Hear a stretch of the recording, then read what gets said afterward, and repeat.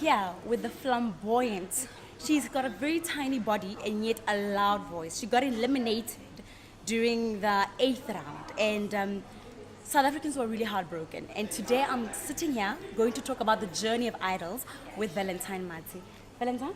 Hi there. Welcome. Thank you so much. So tell me about the journey. Tell me how it was. Because I remember you, know, Yeah. when you came to audition. You didn't have this hair. You were wearing a tank white top and jeans. I had the most terrible hair. You didn't even sing that long, and they just gave you the golden ticket. Yeah. Were you expecting to go beyond that round? No, not even. I feel like when you go in audition, you don't know what the judges want. You don't know what to expect. So when I went there, I was like, okay, let's do this. And then when I was inside, I was like, okay, let me go back home. This is not gonna work. But be honest. Be honest with one thing, né? Yeah, That yeah. you've always known you can sing, Yes, I've always known. and you've always known that you can sing past the golden ticket round.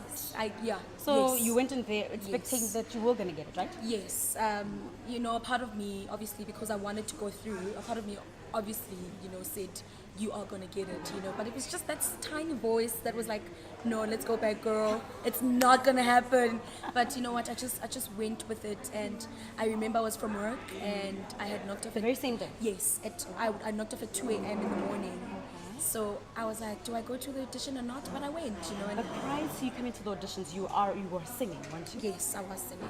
Yes, So basically, this is like a first nature to you. Yeah, it's normal. It is. It's what I do. what you do. I call it my 9 to 5. So yeah, that's what I do. Which is great, eh? Yeah. And now tell me about the journey into idols. You got the golden ticket. Yes.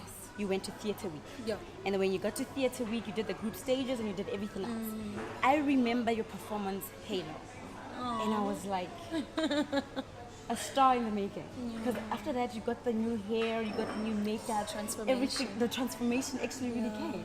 Tell me about that. When I sang Halo, oh my gosh, when I got that list, let me start by saying that. you have a list? Yes, we have a list where we choose songs from, and it's the fastest finger first. So you need to be on your game. So when I saw Beyonce, I was like, yes, this is me. She's got a big voice.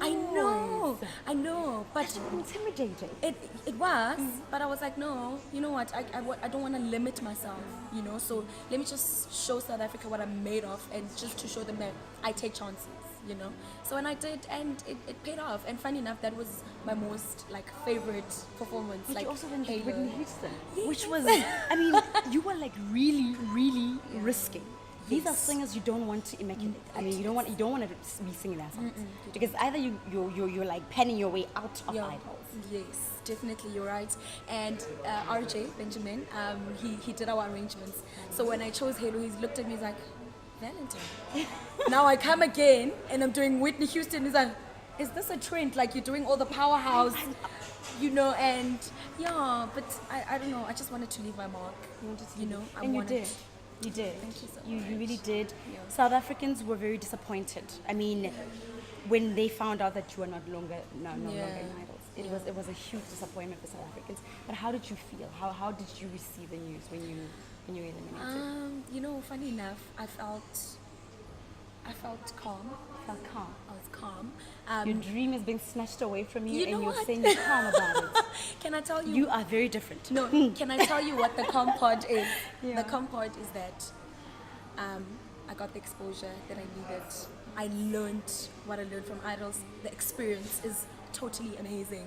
And I wouldn't trade it for anything. I didn't regret anything I feel like the calmness came from the fact that I never regretted what I did on that stage. You get what I'm saying? I give it 100%, 110% all the time. So that's where the calmness. But are you came saying that everybody was voting? Everybody at home was voting. Your grandmother, your great grandmother, your father's side of the family, was everybody voting? Everyone that was a was. shock. Yes, no, it was a huge shock for me, but people were voting for me, especially at home in Mamelodi. Everyone was voting. They had their little campaigns, but it was just not enough. You're up against KZN. They literally take everything. You know what I'm saying? From Clash of the Choirs they take everything.